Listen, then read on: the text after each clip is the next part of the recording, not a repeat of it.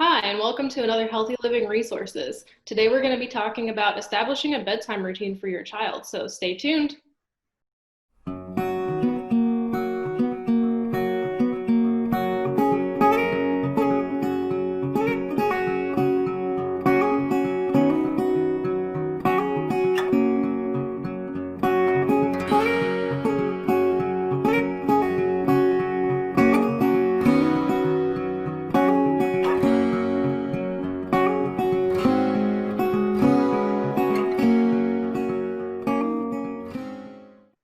Hi, and welcome to another episode of Healthy Living Resources. I'm Amy Meehan, the Healthy People Program Specialist with OSU Extension Family and Consumer Sciences. And today I am joined by Bridget Britton and Erin Ruggiero to talk to us about establishing a bedtime routine for your children, which is definitely a very important topic. So thank you so much for being with us this morning, Bridget and Erin. Would you guys mind taking a moment, introducing yourselves, and just telling us really briefly why this is an important topic to you both?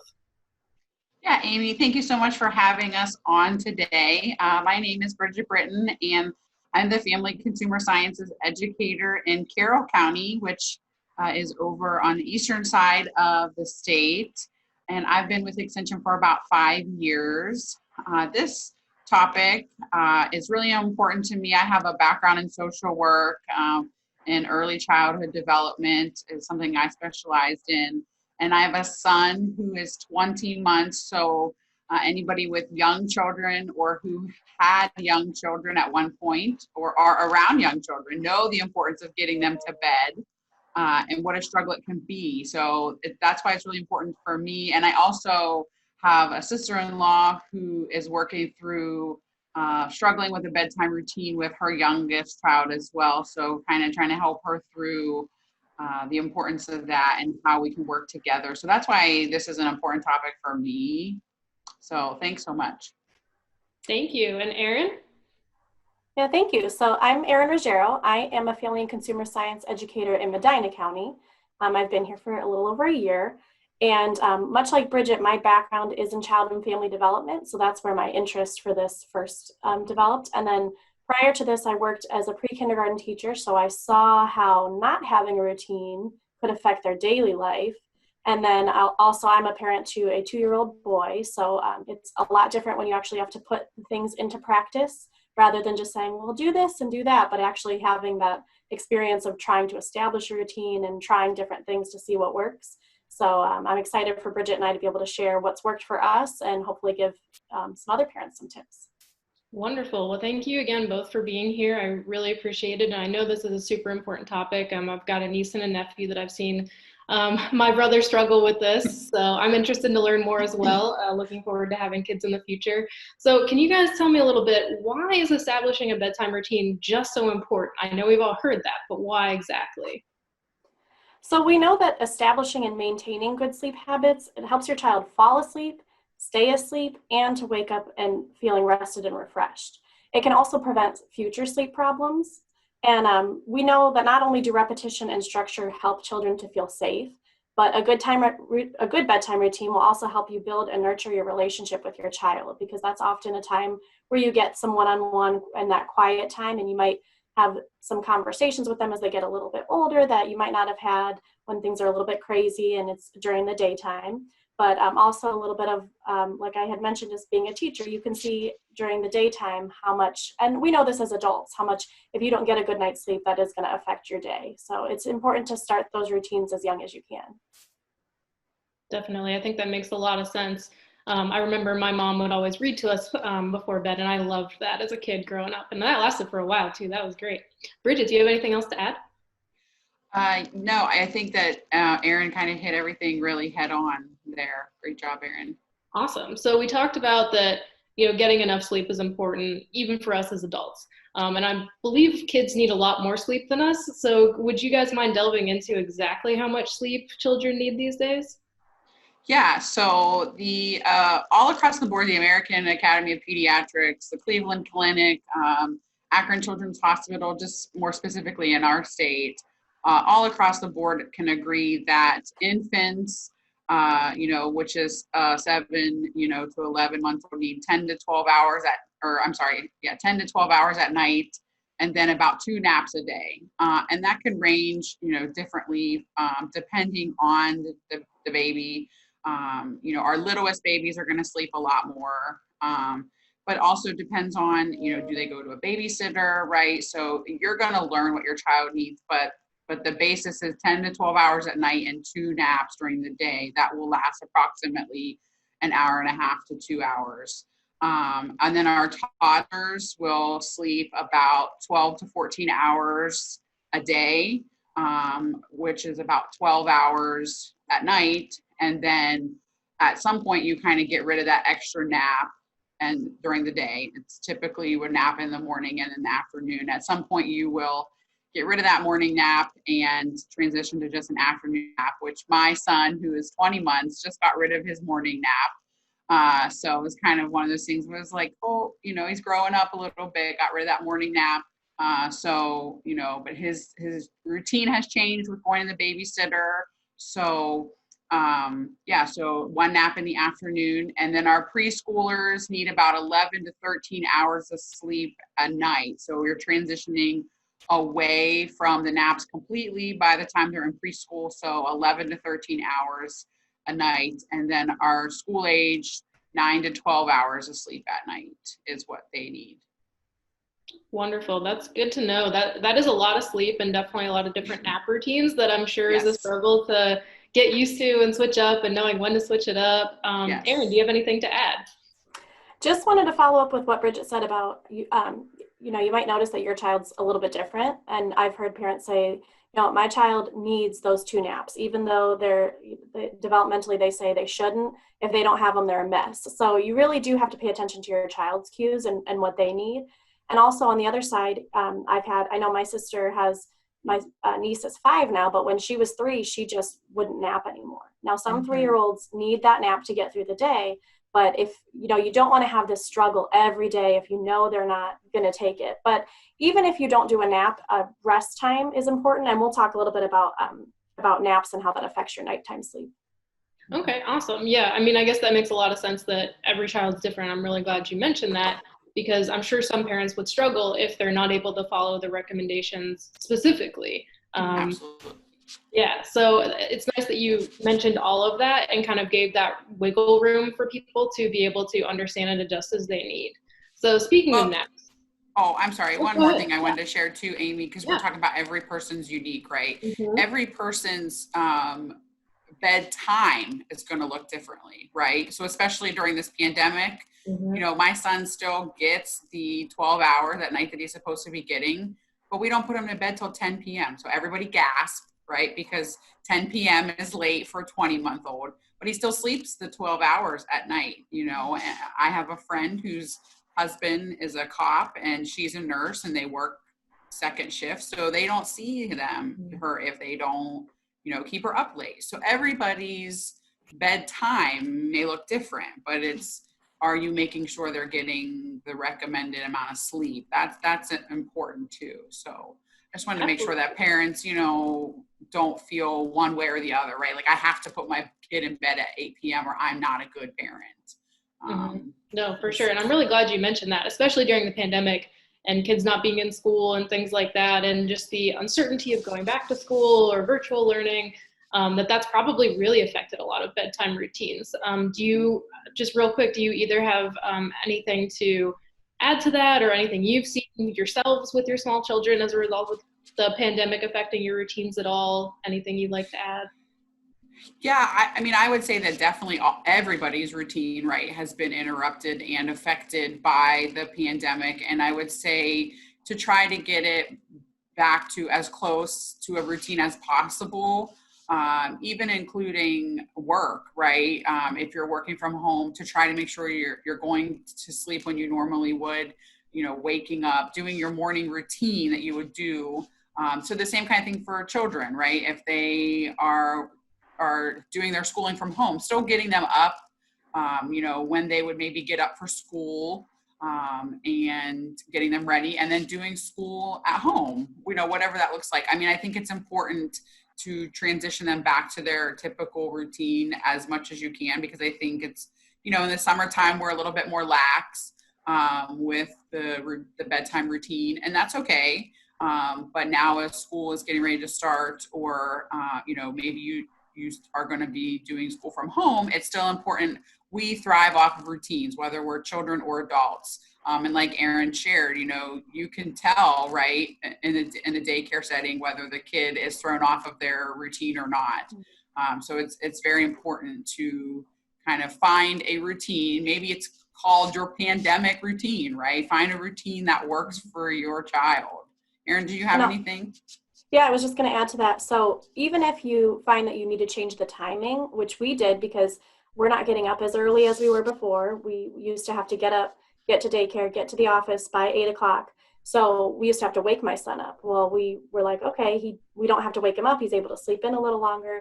So it's important that even if you change the time, that you try to keep the routine the same as most as you can. So we're going to share a little bit about what Bridget and I do at our households for a bedtime routine. But even if you're changing the time, keeping it something that's predictable and okay, especially for babies that they may not be able to voice like, oh, this is my routine, but they know that, oh, okay, mom and dad are bringing me in here, we're going to read a book. And like I said, we'll go into that, but it is important to keep that routine the same, even if you change the time.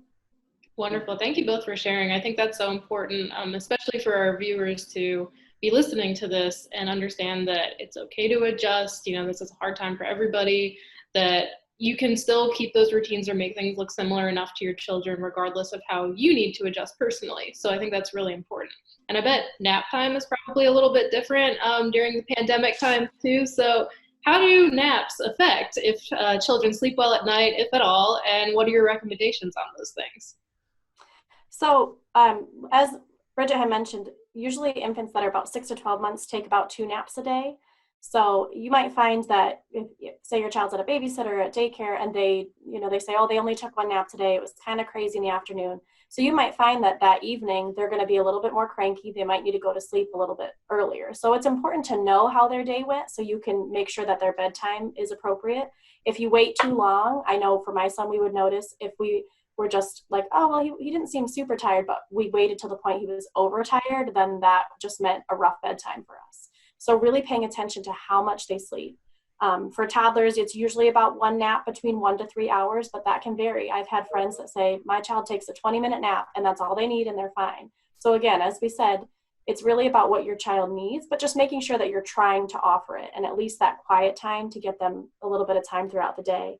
And then preschoolers, some still take 1 nap, but it usually stops by age 5. And as I mentioned before, sometimes you can just do a quiet time. Just go in your room and lay down and look at books, or you can put some quiet music, but something to just kind of rest their bodies and their minds for a little bit. I know in Ohio, daycares are required to offer a rest time for 2 hours.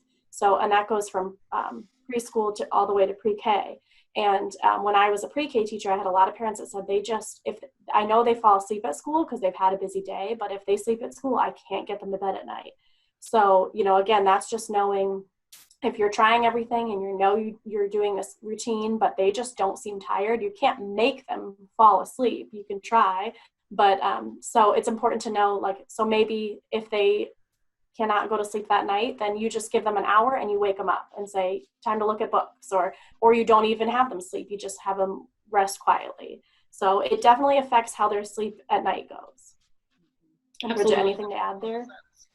Yeah, and we talked before this about, you'll get the cue, right, when your child is ready to stop taking his nap during the day, because he or she will not be ready to fall asleep at night when it's time for bed.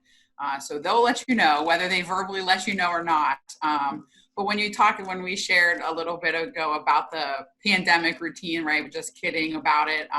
One of the things that came out of our pandemic routine with naps is my husband and I, working from home, we're just trying to get our son to take a nap, because that person, then both of us get that opportunity to get some work in at a time, right?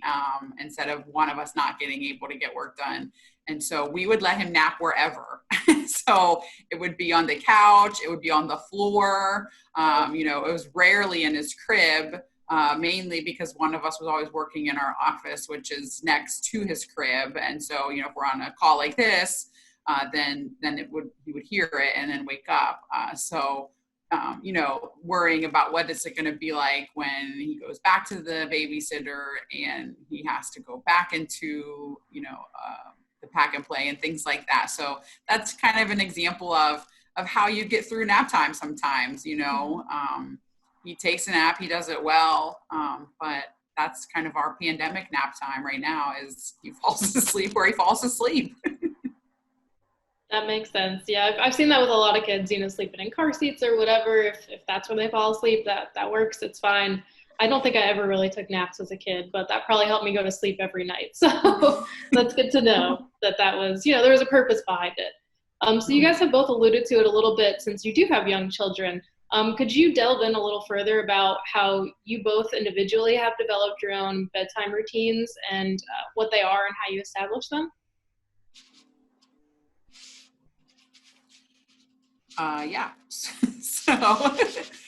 So some of the tips that, I came up with for myself were, that I wanted to make sure that we had a regular set who was going to help with the bedtime routine, who was going to do what in the bedtime routine. So my husband does the majority of the bedtime routine, which is nice for me. But we do a bath at night. Every other night is bath night. And unless something happens during the day that he needs a bath during the day, he knows that bath time is at night and it's right before bed. And a lot of people think, my kid likes to play in the bath and it energizes them and then they don't, want to go to bed. And that may be the case for some kids. But the majority of studies have shown that our kids are still soothed by the bath. So even though you put toys in the bath and maybe like a crayon, like the water crayons, they still are soothed by the time the bath is over. So they're still ready to go to bed by the time bath is over. So my husband typically gives our son a bath. We go upstairs about 9 o'clock. We don't really, we play downstairs. He helps pick up the toys. He knows when it's time. And then we do the bath. We have some routines with, my son has some medical needs. So we do some medical routine things that we have to do with medicines and creams and stuff like that. We typically read a story, either my husband or myself, but we're typically both in there for that. And then it used to be that we could just lay him down and walk out and he would go to sleep. Now he still typically goes right to sleep, but we usually sit in there with him and while he goes to sleep. And he'll lay down and then he'll just go to sleep. Sometimes he likes to snuggle on one of us and we pick him up and we put him in his crib after, because he's still in a crib because he doesn't try to crawl out yet. So it's lowered all the way down. So I'm not quite ready to transition to the toddler bed yet. But yeah, so it's either, he's either falls asleep on one of us. Typically my husband stays in with him just because he can lift him up because he's heavier. He's like 25 pounds. And then, or we sit in there while he falls asleep. Last night, it was funny. I was getting ready for this and I was like thinking, man, I get to brag about how well he falls asleep. And my husband was gone. So I was doing bedtime. And he kept standing up and he kept being like, doo-doo-doo-doo-doo-doo. And then I'd be like, can you lay down, please? And he would lay down. And then he'd wake up and he'd be like, hi, doo-doo-doo-doo-doo. And I'm like, okay. He has a little raccoon that's has just like a little head and then like a blanket and he sleeps with that. So we have a little thing that it's only for bedtime. We don't bring it downstairs. So that's kind of signal for bedtime. So that's kind of our bedtime routine, typically done by my husband. If you have a spouse or, a partner that can help, that's great. If not, it can be exhausting. And I totally understand that because I did that last night by myself. Thank you very much for sharing. Erin, how do you get your child to fall asleep? So for us, it did take us a while to get in a good routine. And my son didn't sleep through the night for the first time until he was 8 months. So we just had a long time of just the night wake ups and thinking, what are we doing wrong? But sometimes it's about getting them to that point. Once he could really roll over and sleep on his belly safely, that's when he really started sleeping well. So But we have always we have a nightlight in his room. It's a little sound machine. It plays white noise, and sometimes people do that or like a lullaby, but my son was in the NICU prior to coming home for about a month and a half. So there was always like a whirring of machines and like some lights. So we were always told, when they go home, they're usually used to that. So we just have always kept that. But even if your child came home right away, so it's nice to have some of that background noise, and even adults like that sometimes, like we might listen to rain or thunderstorms. So we always use a sound machine, and then there's a light. We just have like a really dull blue light, so it's not pitch black, but it's not too bright to keep him awake. And so my husband and I both, same with Bridget, we do every other night is bath night, always in the evening, and then we go in, we change a diaper. My son still uses a sleep sack just because it's a nice big one, and there's a tag on the side that he likes to hold on to. So all kids find something that they just like, that comforts them. So some of them might be like a little taggy blanket or stuffed animal. My son just is always, and he'll hold the tag of a blanket too. He just really he holds it between his fingers. So he'll grab the tag, and my husband and I will read a book with him together, and then we switch on and off pretty much every other night unless something comes up or one of us has to step out. But and we just sit with him in the rocking chair. And that's when I had mentioned that sometimes that you build and nurture that relationship, because now that my son is 2, he tells us the funniest stories at that time. Like he'll just be sitting there talking about his day or something that he remembers from 2 weeks ago, and and then finally we'll be like, okay, yeah, time for night night. And then he goes through everybody in his life. He says, night night mommy, night night daddy. And so I love that time. It's a bonding time for us for sure. And then we lay him down awake, and usually he's tired but awake. So once we see him getting drowsy, we lay him down in his crib. And then if we're lucky, knock on wood, he'll go to sleep on his own. But of course, you'll have those nights where all of a sudden they just pop up, or they cry when you walk out of the room, and they never do that. Since my son's old enough to know, we're right there, and I say, good night, I love you, and I walk out and close the door, usually he'll lay back down. But sometimes when they're younger, they might need extra comfort. So it's really, like as we've mentioned, paying attention to your child's signals. A lot of parents might rock their child all the way to sleep, and that's how they've done it, and that's okay too. But again, whatever you do, the most important thing is just keeping it consistent. Definitely. That makes a lot of sense. And I like, all the different things that you both do on your own, but also you seem to have a lot of similarities, which was cool to hear too, that, there are just a lot of commonalities that make a lot of sense for this. Do you have any specific tips about maybe things throughout the day that would help get your child ready for bedtime? Something about does it help to eat before bed? Should you avoid anything before bed? Little things like that. Do you have any tips and tricks that you'd be willing to share? Yeah, definitely. So the first thing is establishing that set bedtime. So when you're establishing that, you don't want it to vary more than 30 to 45 minutes between weeknights and weekends. So a lot of times, and if they're older, you might say, we had something going on and they stayed up late, and that's okay. The important thing, and this took me a lot of time, my family will tell you, to realize is it's routine, not a schedule. Mm-hmm. So it's, you have to give yourself grace and to say, it's okay that we didn't go to bed right at 8 o'clock or right, it's about the routine and just making sure they're getting enough. But also planning for that quiet time about 30 to 45 minutes before bed and bedtime routines. So trying to avoid TV and video games, because that really does stimulate the brain. So trying to do something quiet, so you can read some books, play with quiet toys, listen to some quieter music, taking a bath, as we had mentioned. Those are some tips, and I know Bridget has a few more. Yeah, so another few kind of tips out there would be to avoid sugary or caffeinated drinks for the last half of the day. So maybe between dinner and the rest of the night, you're avoiding that. But then having a full tummy before they go to bed, maybe a little snack of some protein and some carbs, so something healthy but that they can have, but you're not giving them necessarily a big bulky snack that's full of sugar just before bed. And then, as your child gets older, your daily schedule changes, you may have to adjust, right? It's always an adjustment. So I think that's one of the biggest things that we need to remember.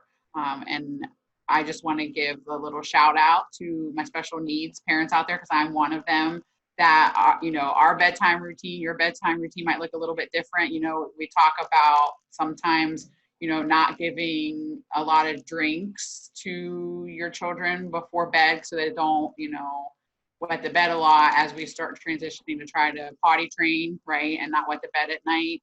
My son eats, he's tube fed, and he eats one more time at night at 10 p.m. We go in and we feed him, and that's something that he'll have for a really long time. So, I try to always make sure when I talk to parents to make it as inclusive as possible, right? So there's things that I do in my bedtime routine that look extremely similar to Erin's, but there's things that look extremely different also. So I think it's important to note that we can do similar things, but they also might look a little bit different.